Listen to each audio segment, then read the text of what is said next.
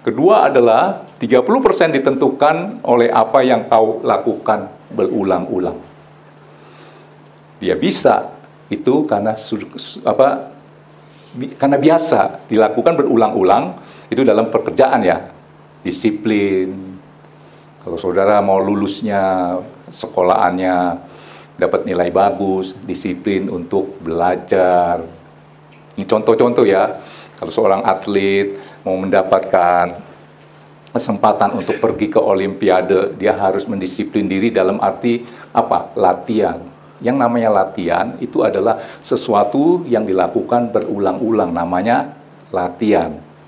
Ya, apa yang kau lakukan berulang-ulang dalam bentuk latihan, disiplin, itu akan menjadi skill. Ya, atau menjadi kebiasaan, dan kebiasaan akhirnya saya lihat jadi karakter, dan karakter akan menjadi nasib kita. Perhatikan ini, perhatikanlah kata-katamu maka dia akan menjadi tindakanmu, perhatikanlah tindakanmu maka dia akan menjadi kebiasaanmu, sifatmu, perhatikanlah kebiasaanmu maka dia akan menjadi karaktermu, dan perhatikanlah karaktermu maka dia akan menjadi nasibmu. Sekarang saudara gini, 30% ditentukan oleh apa yang kau lakukan berulang-ulang. Mau nggak saudara melatih perkataan yang baik-baik? Sederhana, saya mau memperkatakan yang baik-baik, yang positif tentang firman Tuhan. Disiplin diri itu aja. Begitu mau ngomel, pasti ada satu yang mengingatkan. Tangkap ini ya. Yang dilakukan atau yang dihadapi berulang-ulang itu jadi apa? Pengalaman hidup. Ya, sehingga ada satu ungkapan, pengalaman adalah guru yang terbaik. Nah, saudara, 30% ditentukan oleh apa yang kau lakukan berulang-ulang. Kalau bahasa ininya apa? Konsistensi. Apa yang saudara lakukan itu terus-menerus.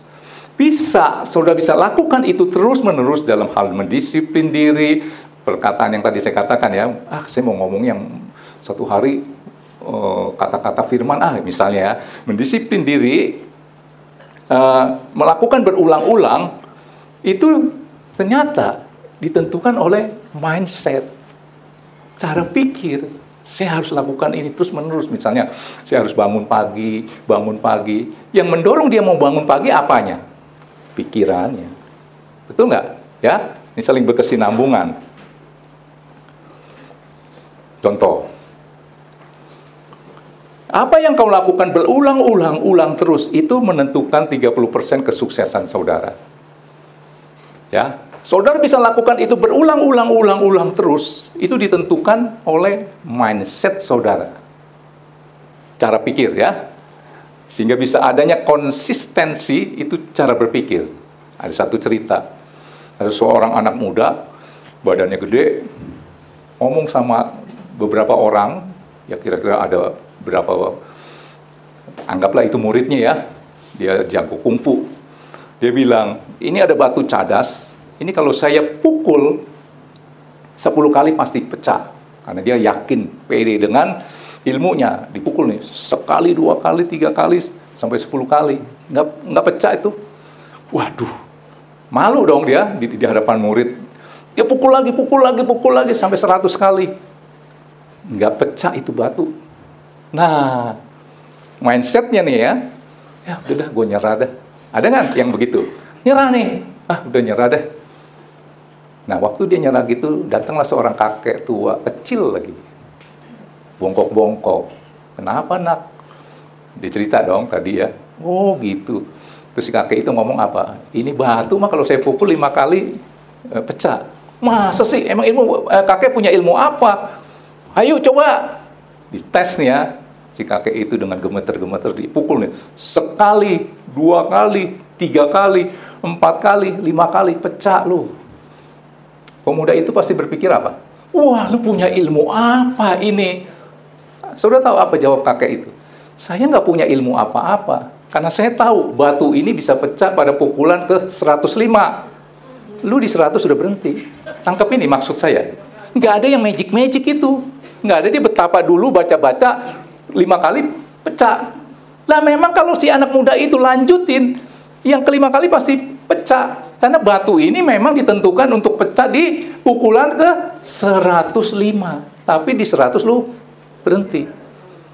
Artinya, kalau saudara dalam usaha, kan saya katakan, menurut artikel ini, 30% ditentukan oleh apa yang kau lakukan berulang.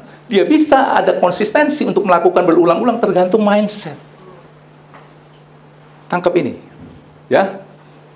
Oke. Coba keluarkan Galatia 6 ayat 9. Jadi, dari cerita tentang si kakek yang memukul batu itu 5 kali, ternyata bukan karena dia punya ilmu, ya. Lihat ini.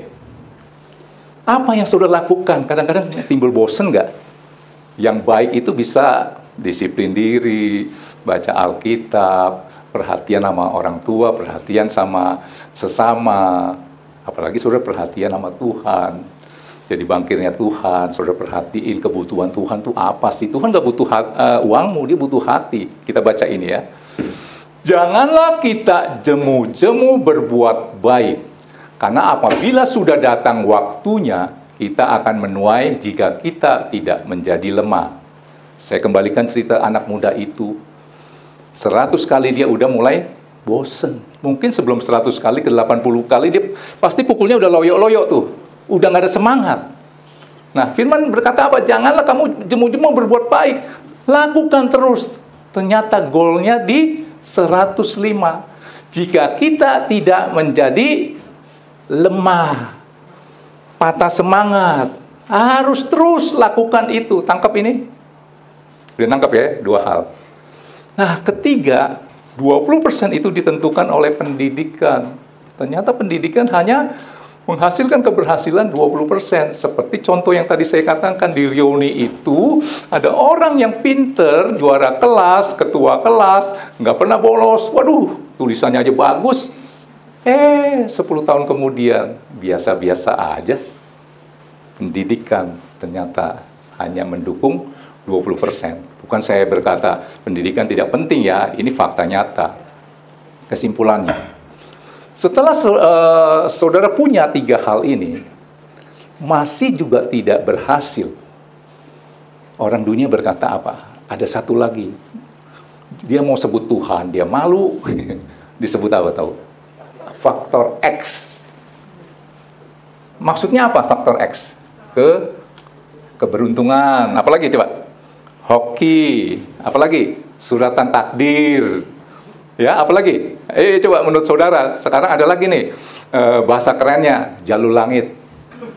Bener, nih jalur langit, dia mau ngajarin sesuatu, susah untuk ngomong Tuhan, taunya faktor X lah, semesta. Gengsi kali.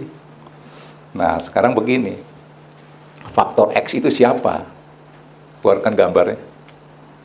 Adalah Kristus. Di ayat yang pertama, janganlah kamu merasa bisa begini begitu itu karena kekuatanmu sendiri. Sadarilah bahwa semua itu datang dari Tuhan. Ketika kita tak tahu semua ini datang daripada Tuhan, maka kita tidak berani jauh daripada Tuhan. Dunia berkata ada faktor X, yaitu faktor keberuntungan. Alkitab berkata X itu adalah faktor kasih karunia. Sukses bukannya kerja keras, tetapi ada faktor kasih karunia. Saudara baca ini ya, lihat ini ya. Ini ucapan apa? Minal aidin. Apa? Dia maksudnya ngucapin apa gitu? Natal kan? Kenapa? Harusnya bacanya apa coba? Baca coba. 1, 2, 3. Mary. Xmas apa Chris? Enggak, bacanya yang sesungguhnya. Christmas kan? Diganti X. Siapa faktor X itu? Kristus. Coba next. Elvin, saya udah kasih Elvin. Ayo. Jadi ternyata kalau dunia berkata faktor ini, faktor itu, faktor ini, nggak ada faktor kasih karunia. Kerja lu berat. Sudah mau berkat? Tengahnya apa? Kristus. Kalau ini diangkat, kerja lu jadi apa? Bukan kata saya. Yuk kita baca dulu ya. Yuk, Kejadian 3 ayat 17-19. Kaknya diangkat lu, kerjanya berat. Karena firman Tuhan berkata begini, lalu firman-Nya kepada manusia itu, nih karena kita jatuh dalam, maksud saya karena Adam dan Hawa jatuh dalam dosa dan dosanya menjalar ke manusia, kutuknya juga masuk ke manusia. Lalu firman-Nya kepada manusia itu, karena engkau mendengar perkataan istrimu dan memakan dari buah pohon yang telah kuperintahkan kepadamu jangan makan daripadanya, maka terkutuklah tanah karena engkau dengan bersusah payah engkau akan mencari rezekimu dari tanah seumur hidupmu. Next, cepat. Semak duri dan rumput duri yang akan dihasilkannya bagimu dan tumbuh-tumbuhan di padang akan menjadi makananmu. Terus, perhatikan 19 ya. Dengan berpeluh engkau akan mencari makananmu sampai engkau kembali lagi menjadi tanah. Artinya begitu lahir sampai mati lagi, hidupnya apa? Tadi Akyong bilang kerja buat apa Kyong? Buat hidup. Nah ini ya.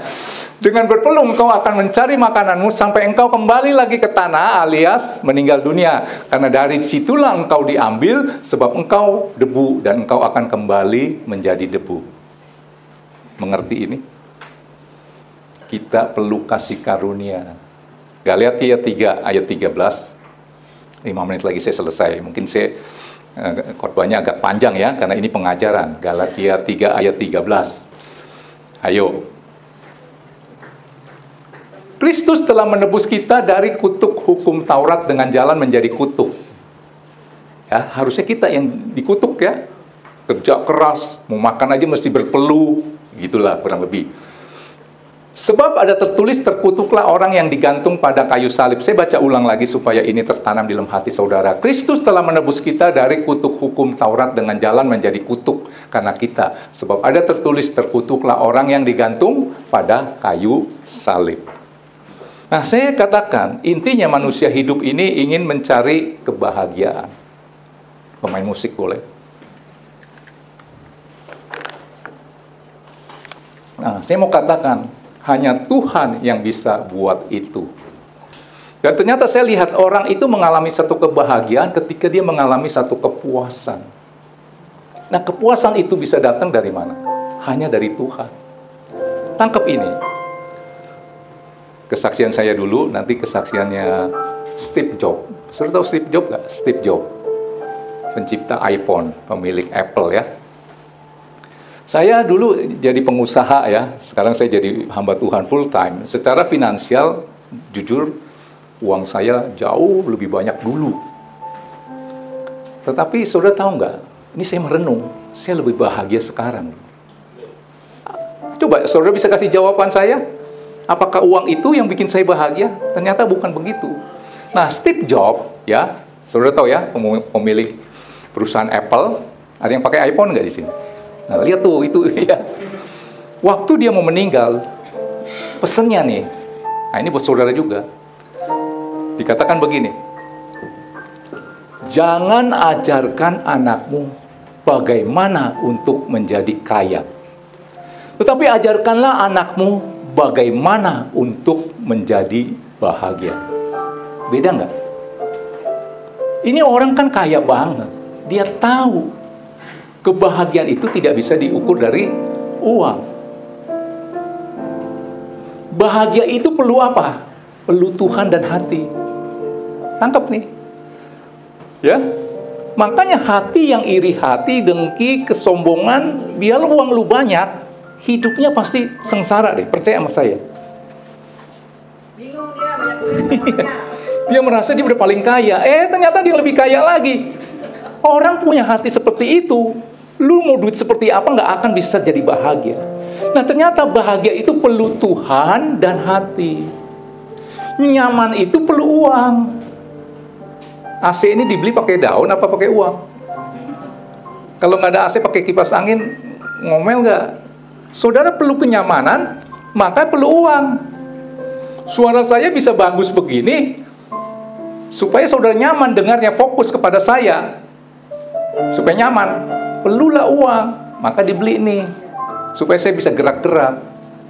Ini kan nggak murah, bukannya 100-200 ribu. Betul nggak? Nyaman itu perlu uang. Tangkap, bahagia itu perlu Tuhan dan hati. Maka Steve Jobs itu benar ketika dia dirancang rumah sakit, dia ngomong begitu, jangan sekali-kali kau ajarkan anakmu untuk menjadi kaya. Ajarkan anakmu bagaimana untuk menjadi bahagia. Ternyata takaran bahagia itu tidak bisa diukur dengan uang. Seperti contoh di awal, lu mau sukses, siapa ya? Iren mau, si Evannya suksesnya luar biasa, tapi dia udah nggak setia lagi ke gereja. Mau nggak? Pasti nggak mau ya. Tapi doa kamu pasti supaya dia jadi presiden direktur kan? Betul nggak? Apa tuh sukses? Bukan seberapa banyak harta yang kau miliki, seberapa banyak orang jadi bahagia dengan hartamu.